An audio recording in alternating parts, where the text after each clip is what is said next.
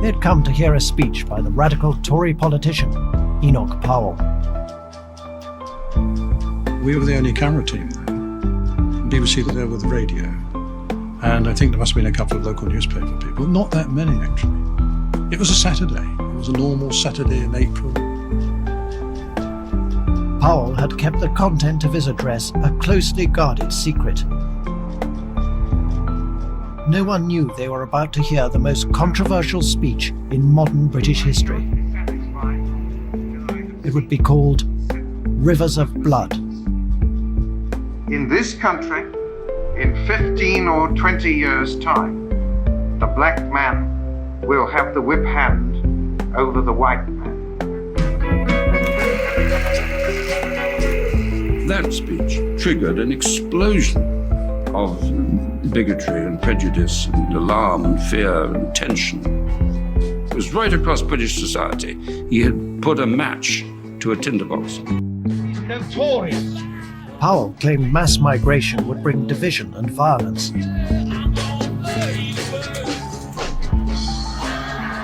Many dismissed him as a racist scaremonger.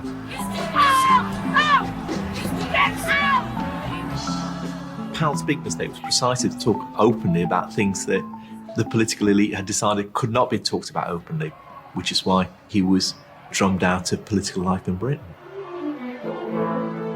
Instead, the liberal establishment embraced a radically different vision for the country from that of Powell. Multiculturalism.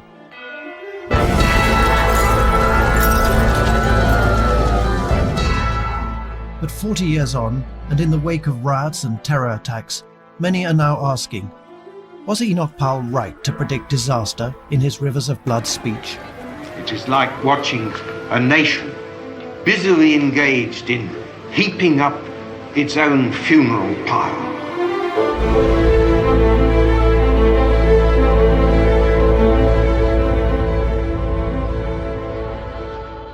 Above all, they feared the revolution that was most transforming the country. Today, there are over 1 million coloured people in Britain. Why have they come in such numbers during the past 20 years? What impact have we had on them? And what effect has their coming had on the rest of us? Race and immigration were explosive issues. Enoch Powell deliberately lit the fuse. Rivers of Blood remains one of the best known, but least understood speeches of modern times. In this country, in 15 or 20 years' time, the black man will have the whip hand over the white man. Well, I can already hear the chorus of execration. How dare I say such a horrible thing? How dare I stir up trouble and inflame feelings by repeating such a conversation? My answer is that I do not have the right not to do so. It was a speech dealing with a highly controversial and sensitive issue, and the speech was being made by a very intelligent, very intellectual and very experienced senior politician within the Conservative Party.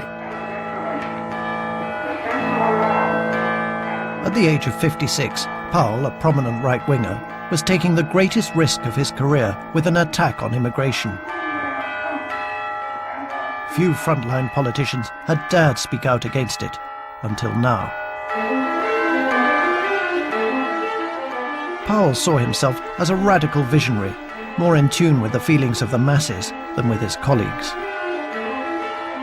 Enoch Powell had the gift of prophetic utterance. He had the gift of language and of mind to make prophetic statements from the mountain, which people listened to. Those whom the gods wish to destroy, they first make mad. He was a curiously intense man. Certainly a loner, certainly highly intelligent, certainly very confident of his own views and with deeply held views, and very determined that they should be heard. There was, in that sense, something of a missionary about him. Powell was a conviction politician. He'd already resigned from a previous Conservative government over economic policy.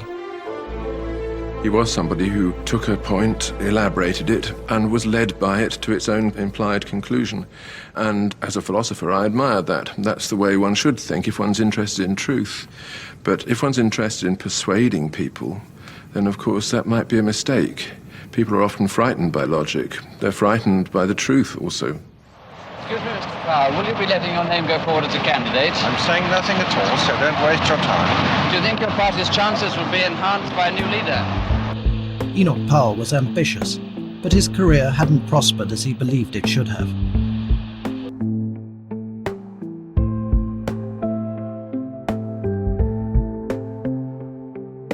I would like to express my gratitude to Enoch Powell. And I am, of course, delighted that we shall serve together in the shadow cabinet. What Enoch felt so strongly about Heath was that Enoch had come to his view of life on his own. Heath had, if you like, tailored his view to what his smart friends in the Tory party wanted. And I think there was always an underlying contempt for Heath for that reason.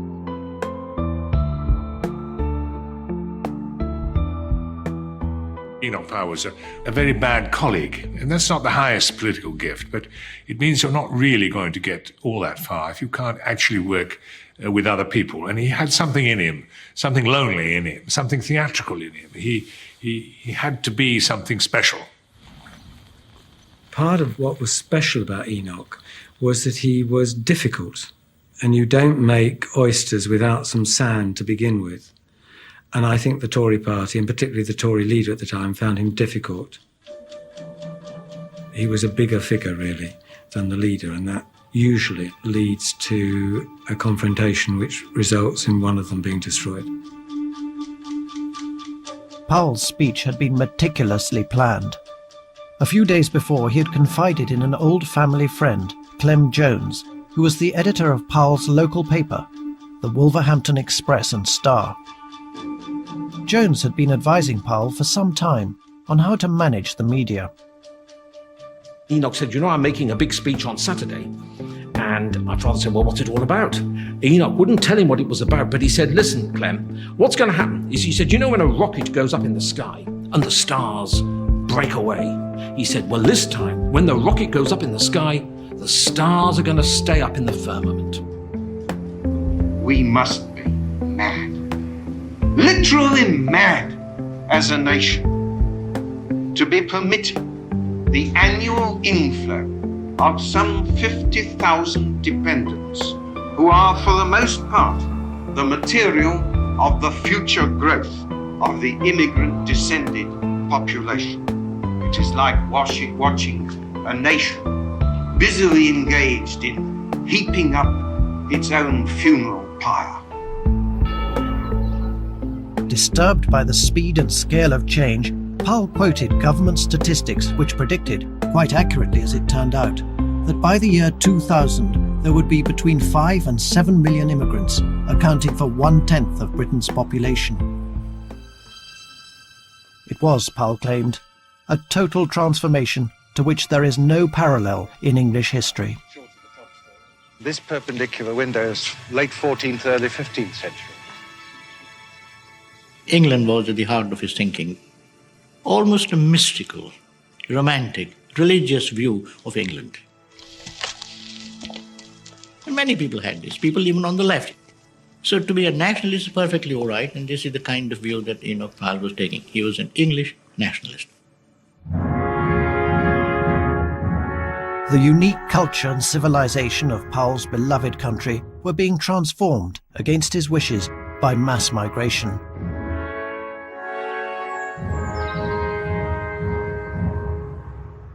The change was particularly marked in urban areas like his own constituency of Wolverhampton South West. It almost passes belief that at this moment, 20 to 30 additional immigrant children are arriving from overseas in Wolverhampton alone every week And that means 15 or 20 additional families a decade or so hence. Immigration was certainly changing in parts of the West Midlands. It was changing in the constituency that I represented. My constituency was predominantly Irish in its urban parts when I first became Member of Parliament. And gradually the Irish moved out into the suburbs and immigrants, mostly from Kashmir, moved in. And there were areas where it was visibly different, where what had been Anglican churches became mosques. Black and Asian people moved into space that had been thought of as working class areas. And, you know, one mustn't imagine that Englishness is only a property of the middle classes. There was a distinctive sense of what working class community was like. Saturday, roast beef on Sundays. Alright, I go to Blackpool for my holidays. Sit in the open sunlight. It had its own traditions, its own culture. It had a very distinctively English character. We want to keep Britain, keep it white as it should be. We feel we're being outnumbered, and the policy of this country now is to integrate. Well, if the coloured people are going to be allowed to form communities, how can integration take place?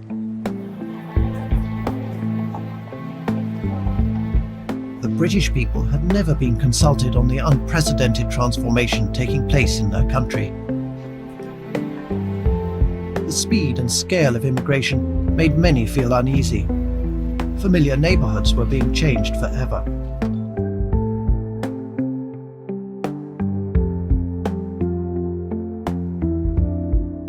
Some white British people also believed they were becoming second-class citizens in their own country.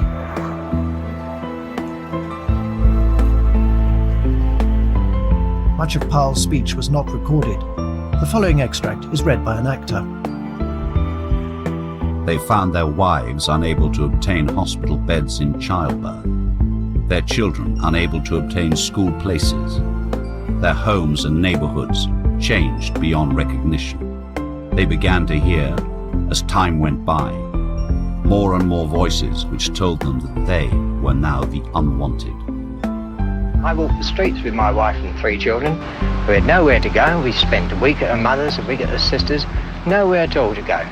And eventually we found a place, a very dilapidated place. We're still living. It's 100 years old. The roof leaks. It's no good in this day and age for people living. And when I look out of my back window, there's blocks of flats and masonettes with black people in. I think that's wrong. I think that the ex-servicemen should get preference in this country and preference these people. Powell believed that the discrimination his countrymen complained of was about to be made far worse by new legislation which the Labour government was proposing. I can't let you in. I've got 14 English boys in here. 14 English boys? So you don't want I can't mix. I'm ever so sorry, I would myself, but if I let you come in, all my boys would leave. A new race relations bill would make it illegal to refuse housing, employment or public services to people because of their ethnic background. The legislation was meant to stop the victimization of immigrants, but Powell believed it would result in the victimization of whites instead. His criticism is very clear. This is going to mean that Commonwealth immigrants, meaning blacks and Asians, will be privileged over the locals. Because you would not be able to sack them, you would not be allowed to talk about them in a certain language on grounds of being politically incorrect and so on. And secondly, it is going to curtail the individual's freedom to discriminate against whoever he wants. The discrimination and the deprivation, the sense of alarm and of resentment lie not with the immigrant population, but with those among whom they have come and are still coming. This is why to enact legislation of the kind before Parliament at this moment is to risk throwing a match onto gunpowder. Powell profoundly opposed the Race Relations Bill, but he was out of step with many of his conservative colleagues. I had an employment agency at around that time, which offered to companies CVs of people who might work for them, professionally and technically qualified people. And we'd get the requests back from well-known British companies, and across the top would be no colours. Now that was what was happening. I knew it was happening. There was no point in sort of saying, I don't believe it, or hearsay. I knew it was happening. And this is what the Labour legislation was about outlawing that sort of discriminatory racial behaviour. 10 days before Powell's speech, on the 10th of April 1968, the Shadow Cabinet had met to discuss the Race Relations Bill. Most argued for the legislation. Powell, though deeply opposed, made no comment. He also failed to mention the controversial speech he was planning. It was because he felt that there was almost no point of agreement between him and the Heath men about anything. This came also at the end of 3 years of growing frustration on Enoch's part with Ted Heath and growing rancour. Ted Heath simply wouldn't accept Enoch's logical premises on almost anything, and I think he took the view that he could sit there and argue till he was blue in the face. And I think that's why he kept quiet about the Race Relations Bill. I just don't think that he saw any point in saying anything. Powell believed that the liberal establishment of politicians, journalists and church leaders had deliberately ignored the concerns of ordinary people. There could be no grosser misconception of the realities than is entertained by those who vociferously demand legislation, as they call it, against discrimination. Whether they be leader writers of the same kidney and sometimes on the very same newspapers as those which year after year in the 1930s tried to blind this country to the rising peril which confronted it, or archbishops who live in palaces, faring delicately with the bedclothes pulled right up over their heads. That sense of an impending danger being ignored was highlighted in an incendiary letter Powell claimed to have received concerning a constituent from Wolverhampton, an elderly widow. The letter alleged that she had been repeatedly intimidated by black immigrants who had moved into her street.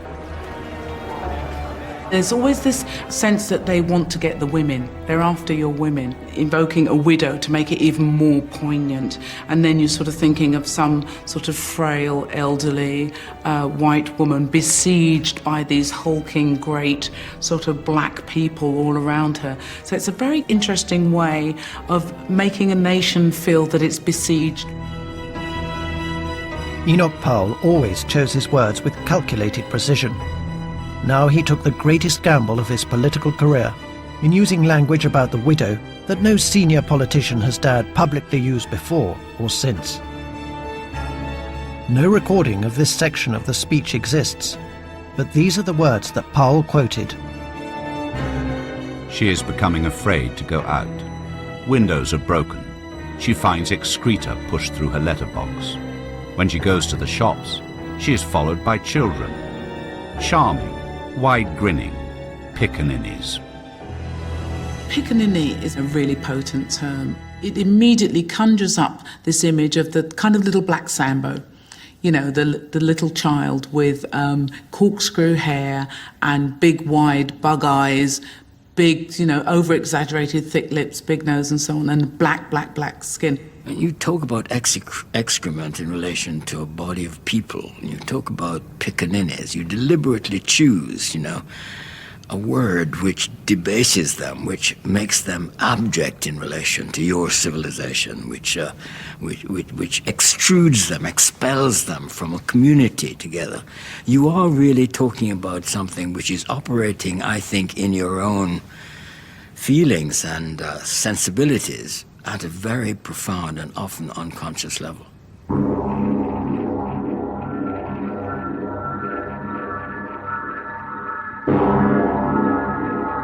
Underlying Powell's speech was a deep-seated fear.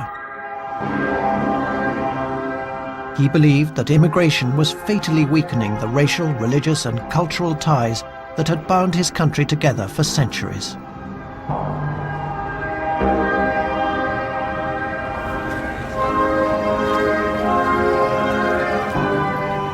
All of us need an identity which unites us with our neighbours, our countrymen, those people who are subject to the same rules and the same laws as us, those people with whom we might one day have to fight side by side to protect our inheritance, those people with whom we will suffer when attacked, those people whose destinies are in some way tied up with our own. But the Labour government had recently announced an historic shift which would threaten Powell's deeply held views of what Britain was. The Home Secretary, Roy Jenkins, a Liberal reformer, argued that immigrants should no longer have to integrate. Newcomers could retain their own values. It was the birth of a new way of thinking about Britain, multiculturalism. Roy Jenkins made a classic speech, which I contributed to, in which, among other things, he defined integration not as a flattening process which would turn everybody out in some kind of mold of a stereotyped Englishman, but would be a combination of equal opportunities accompanied by cultural diversity in an atmosphere of tolerance. Diversity was the encouragement of people to live together in harmony despite their differences and rejoice in the differences rather than deplore them.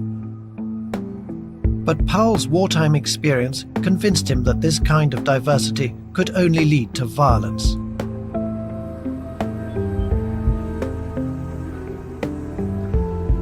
Powell spent 4 years in India. He was fascinated by the complexity and diversity of this ancient civilization.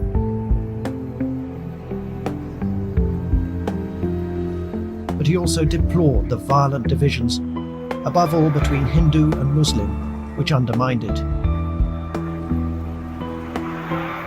Powell saw how communal hatred tore India apart after independence. Around 500,000 people died during the creation of Islamic Pakistan. Powell believed Indian-style communalism was now rearing its head in his own Wolverhampton constituency. Back in 1921, the people who ran the transport department here laid down that drivers and conductors should wear the uniform provided, and nothing but the uniform provided. They hadn't thought then of turbans coming into their town, except perhaps when Alibaba was the Christmas pantomime. In 1968, Sikh bus drivers in Powell's constituency went on strike. They believed rules which banned the wearing of turbans and beards went against their religion. When a protester threatened to set fire to himself, the bus company backed down. Powell believed that religious and racial differences were being entrenched by the threat of violence. Here is their means of showing that the immigrant communities can organize to consolidate their members, to agitate and campaign against their fellow citizens, and to overawe and dominate the rest. Powell had no doubt where mass migration and race relations legislation were leading. Only months before he had visited the United States, race hate seemed to be tearing the country apart.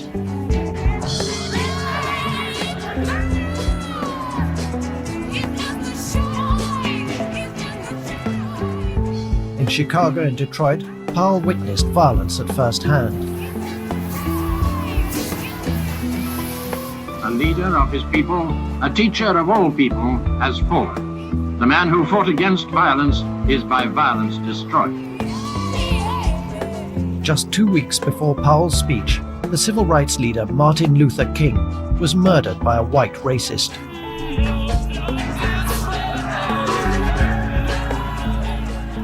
Thousands were injured, and tens of thousands were arrested in rioting that followed. America seemed to be on the brink of ethnic war.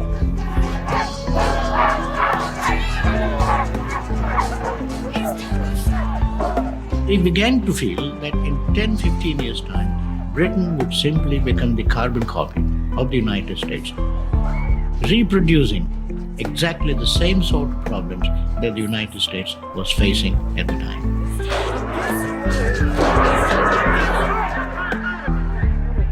And I think any politician, if this is how he saw the situation, he owed it to himself and to his country to say, look, this is what I feel, this is what I fear. Only by halting immigration, Powell argued, could Britain be saved from Armageddon. In these circumstances, nothing will suffice but that the total inflow for settlement should be reduced at once to negligible proportions, and that the necessary legislative and administrative measures should be taken without delay.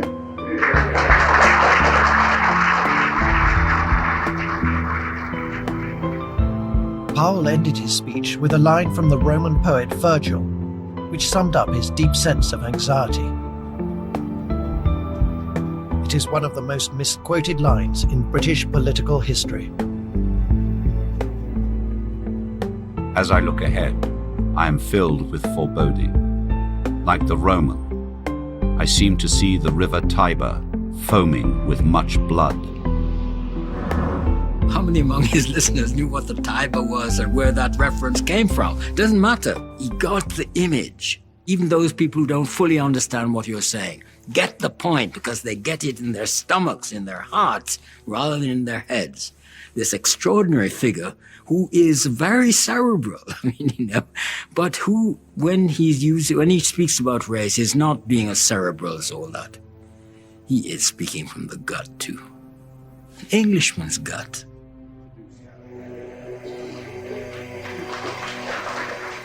Mr. Powell received a considerable amount of applause for what he said. There were members of Parliament and candidates and leading members of the Conservative Party there who in no way indicated any dissent from what Mr. Powell was saying at that time.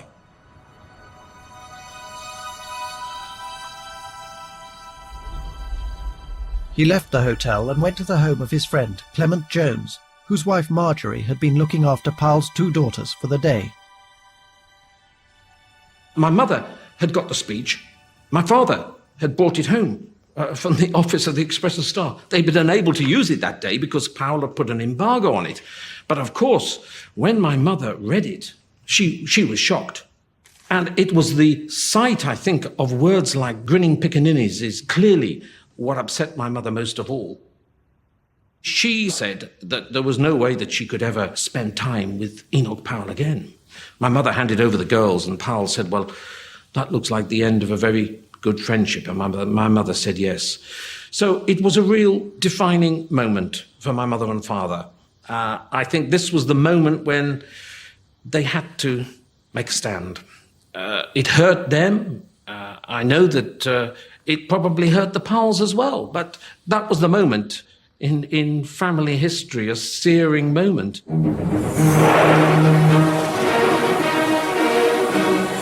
Meanwhile, footage of the speech was dispatched south. The bomb that Powell had primed was about to explode. The tape plus the extracts from the speech, which I'd marked up for them, was put on a train to ITN in London.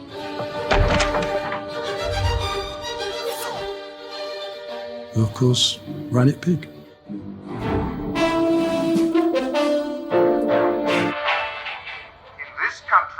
That evening, Powell's shadow cabinet colleagues watched in horror. The black man will have the whip hand over the white man. They were outraged by what they felt was his racist tone. Some threatened resignation if Powell wasn't sacked. Having had no warning of the speech, many felt betrayed. Ted Heath was furious with Enoch Powell for saying something entirely different from what had been agreed. He would have acted even if the other colleagues had not insisted. Their insistence was absolutely in line with his own feeling.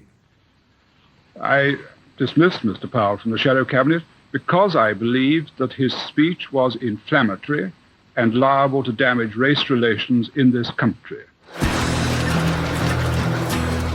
Heath had acted quickly. Powell was sacked on Sunday, the 21st of April, just a day after the speech.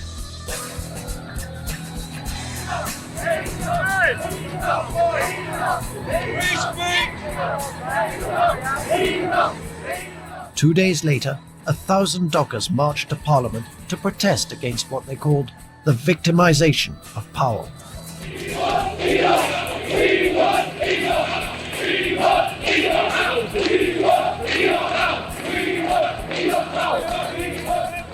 White working people, traditionally core Labour supporters, were now backing a radical right-wing Tory.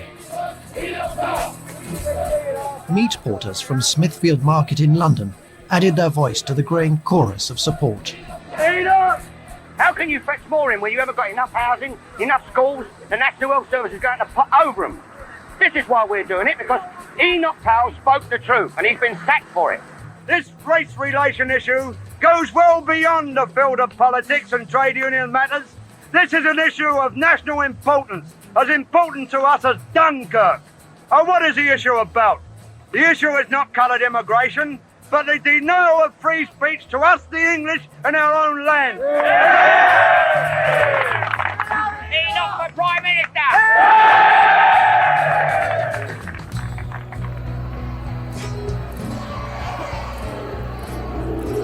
I was frightened by the irrationality of it.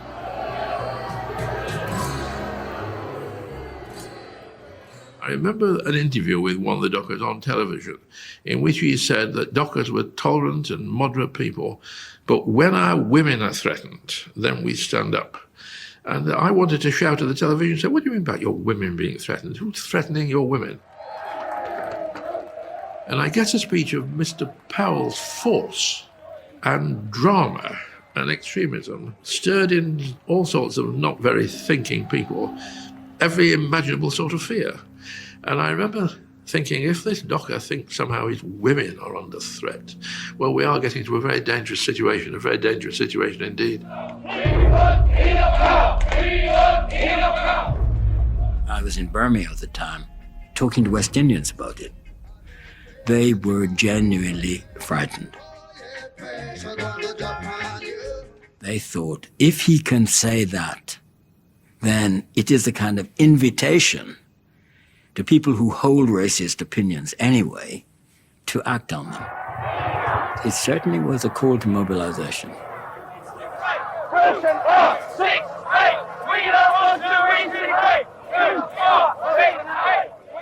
Don't just talk about London and the West Midlands. My constituency was in Devon, and the atmosphere there was absolutely electric. If Enoch Powell had stood to be leader of the Conservative Party, he'd have had a landslide at that weekend. And I dare say if he then stood to be Prime Minister, he would have had a national landslide. It was that dramatic, the degree of support and the intensity of it. 2,000 signatures in 2 days. A letter to the press. 88% of Slough people say they support Enoch Powell. 88% Slough people.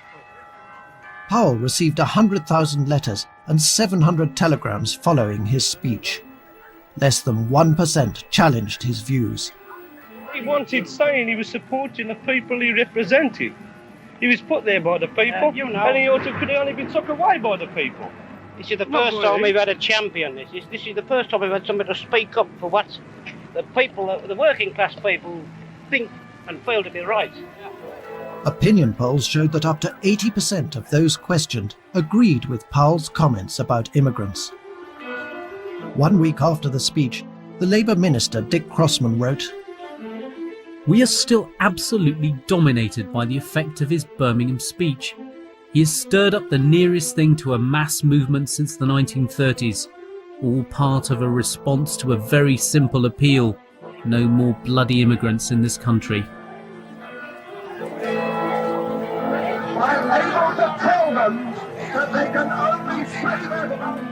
Anyone who dared oppose Powell's views faced a furious response.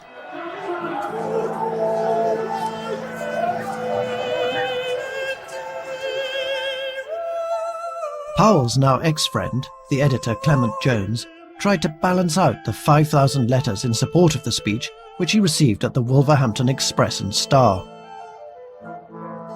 He was getting calls at home from people saying, "Is that the bloody nigger lover?" He was getting letters with used toilet paper, bricks through the window. I mean, my father and mother had made a stand. They'd made a stand. The situation for immigrants and their families was no better. I personally, and I think probably many other black people too, felt very uncomfortable, obviously, because then we became even more the object of a kind of racism that was legitimated in one sense by this speech. You didn't feel safe. There was that sense of, okay, the gloves are off. I was in a school playground when people came up to me and said, I heard what Mr. Powell had said. I remember vividly there was a long crocodile of children, every one of them, I suspect, black or at least Asian. And I thought, these are the people he's talking about.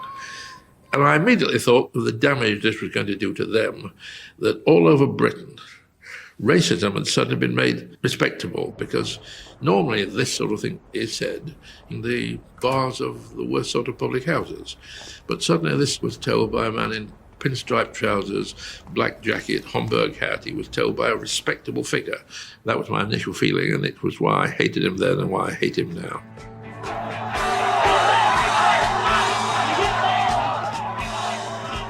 Powell now faced a backlash from those who passionately opposed his views.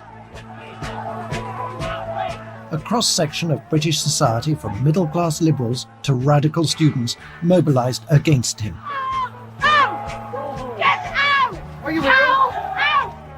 He faced vehement opposition wherever he appeared. For your intelligent reception and for your demonstration of the academic principle of freedom of speech.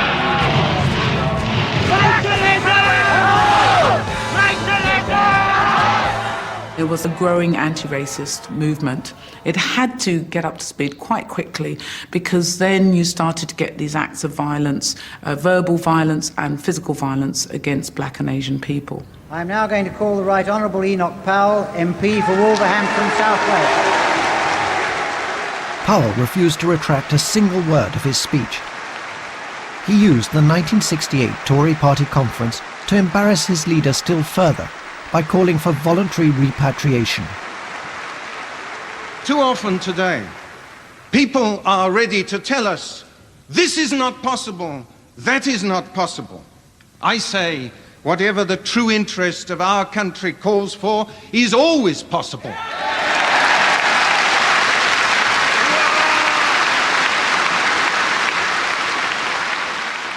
As always, his words appealed to the party faithful. Would you admit in any sense the word to being a racialist? First of all, I must define it. Because if by being a racialist you mean be conscious of differences between men and nations, some of which coincide with differences of race, then we're all racialist, I would have thought. But if by a racialist you mean a man who despises a human being because he belongs to another race, or a man who believes that one race is inherently superior to another in civilization or capability of civilization, then the answer is emphatically no. His defence fell on deaf ears. The most evil feature of Powell's new conservatism is the hatred it's stirring up, playing on fear. And the flag of racialism, which has been hoisted in Wolverhampton, is beginning to look like the one that fluttered 25 years ago over Dachau and Belsen. By 1970, 2 years after his speech, Powell's future hung in the balance. The Labour Prime Minister, Harold Wilson, called a general election. If the Tories lost, Powell could challenge Heath for leadership of the party.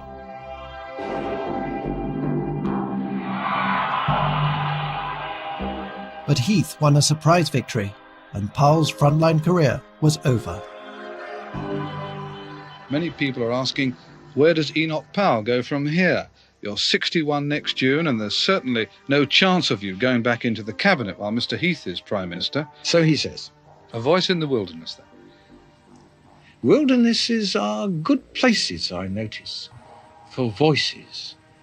They tend to get a reverberation which is often lost in the more crowded places. By 1974, his exile was complete. In protest at Heath's pro-European policy, Powell resigned from the Tory party and quit his Wolverhampton seat. Oh, I'm heartbroken. Why? Well, he's such a good man. He's a far-seeing man. And at least he loves his country. And that's what he's fighting for all the time. He spoke out as a working man feels. He spoke out as a good 90% of the politicians today think, but just haven't got the nerve to say. Powell returned to Parliament as an Ulster Unionist, but his mainstream political career was over. A profound legacy remained, however. Rivers of blood had brought the issue of race to the fore, but not as he had wished.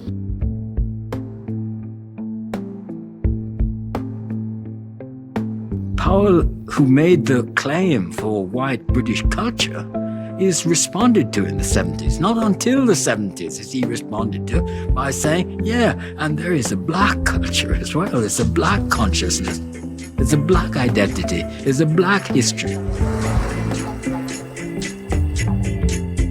Enoch Powell had feared cultural division, but had inadvertently helped to entrench it. Multiculturalists had won the battle for the soul of Britain. My spirit is black. That's no reason to hold me back. Powell had opposed anti-discrimination laws. Now they were strengthened with the creation of the Commission for Racial Equality.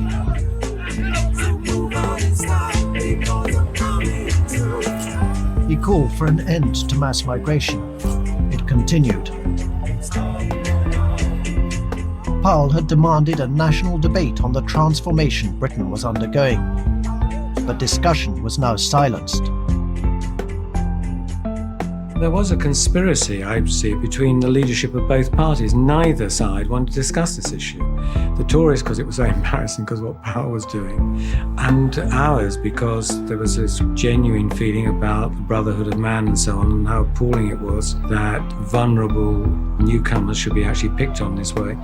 So both sides found it very convenient not to discuss the issue, certainly not in front of the children, i.e. the voters. You couldn't say anything which was remotely concerned with limiting immigration or taking a tougher line on these issues without fearing that the ghost of Powell or ghost of Powell's speech would be held against you. Powell might briefly have drawn hope from the new Tory leader. Margaret Thatcher owed much of her political philosophy to him, especially on economic policy. And she even dared voice Powellite views on immigration. People are really rather afraid that this country might be rather swamped by people with a different culture. Her comments, like Powell's 10 years earlier, struck a chord with many, but they also added to a sense of anger in immigrant communities.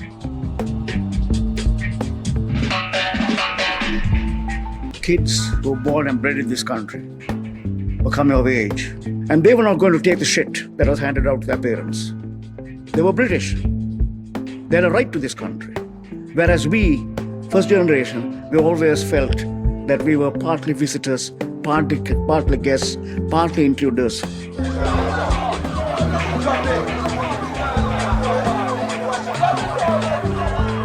was like a pressure cooker. There are no jobs, very harsh policing, no economic and social mobility. And they began to see that there was no future.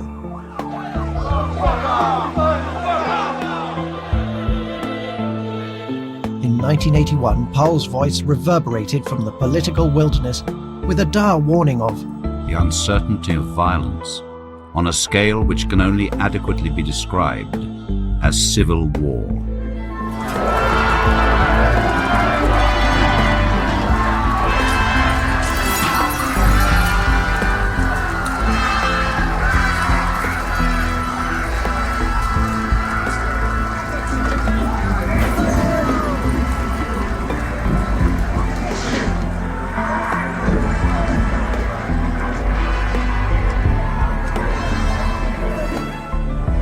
Brixton riots were the first serious disturbances on mainland Britain in the 20th century.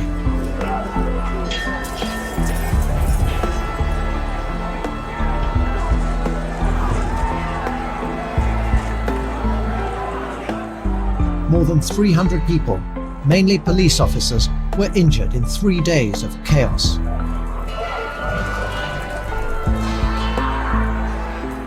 But there was worse to come. When Toxteth in Liverpool exploded a few months later with even greater fury, Powell predicted catastrophe ahead.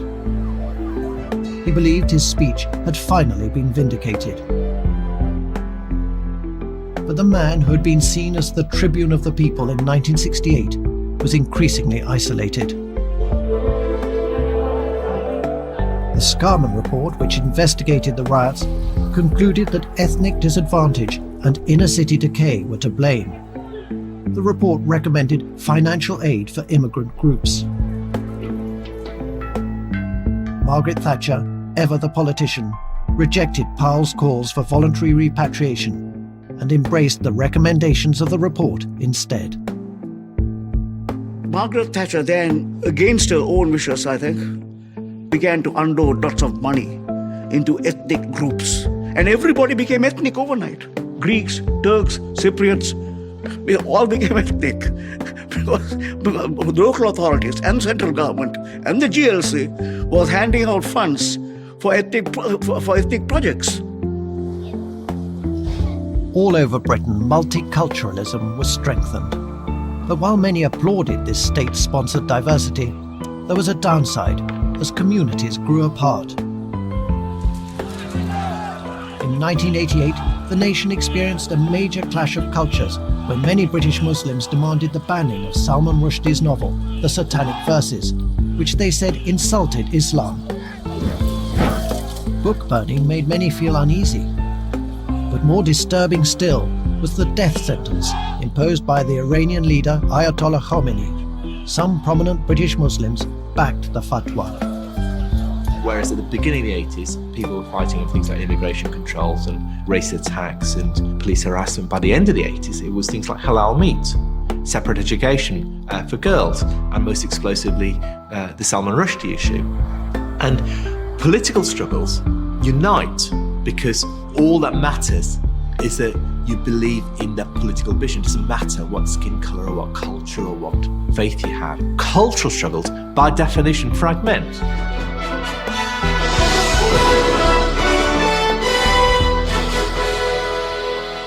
Good evening. Politicians and former colleagues have been paying tribute to Enoch Powell. His supporters viewed him as the greatest statesman of his day and a possible future Prime Minister. In 1998, Enoch Powell died. All political careers end in failure, he had once remarked. His, forever associated with the rivers of blood speech, appeared to be no exception.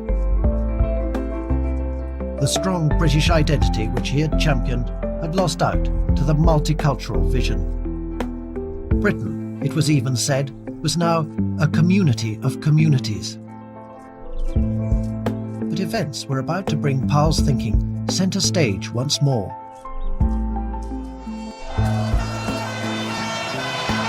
The rioting lasted for over 7 hours.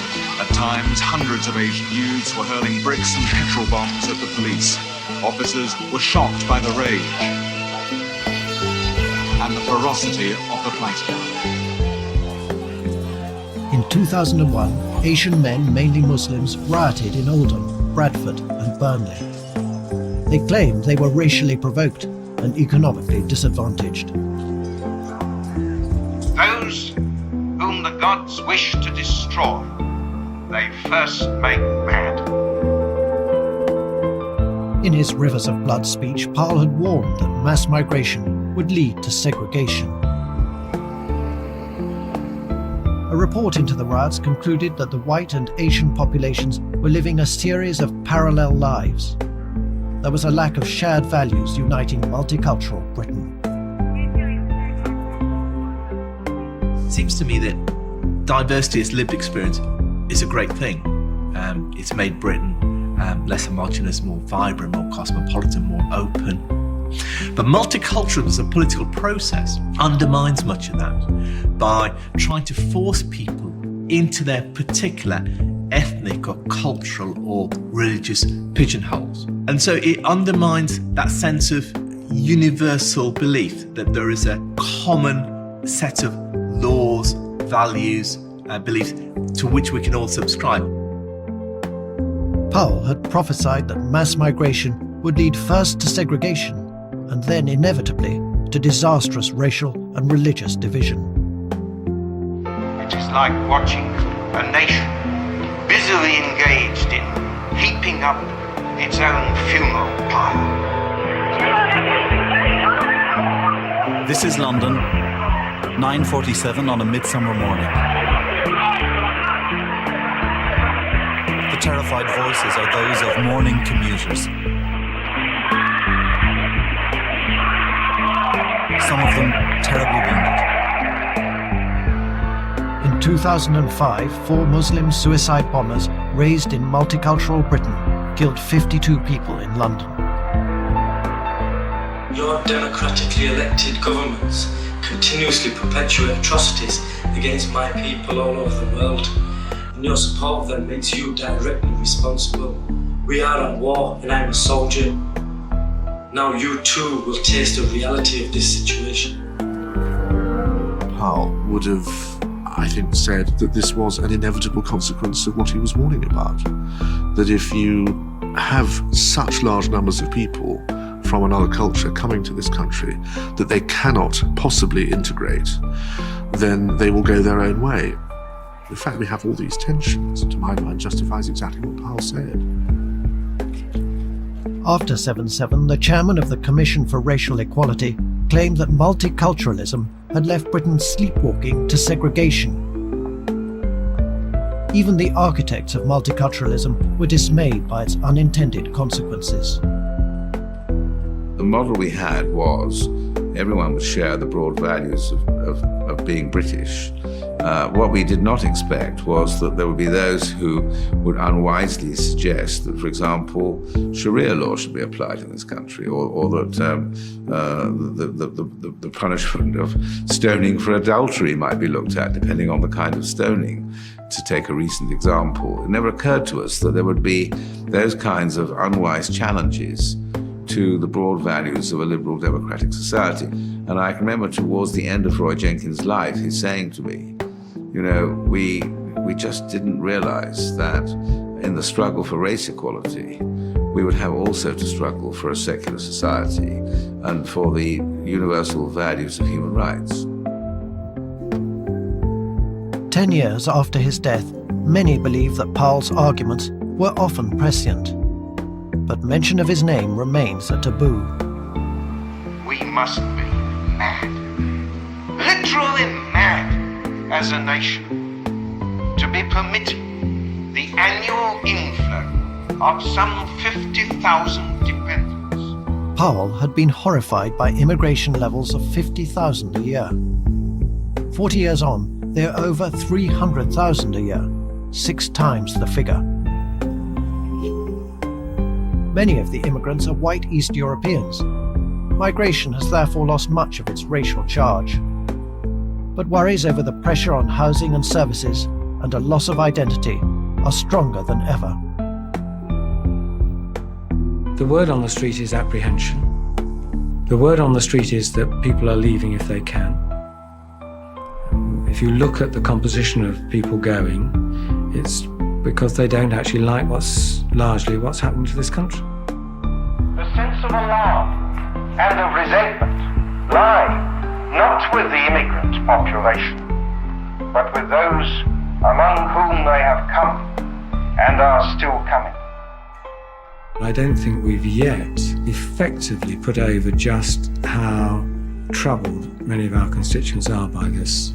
And that's worrying, because if you allow things to brew, they can erupt in all sorts of ways, which then it's too late to actually counteract.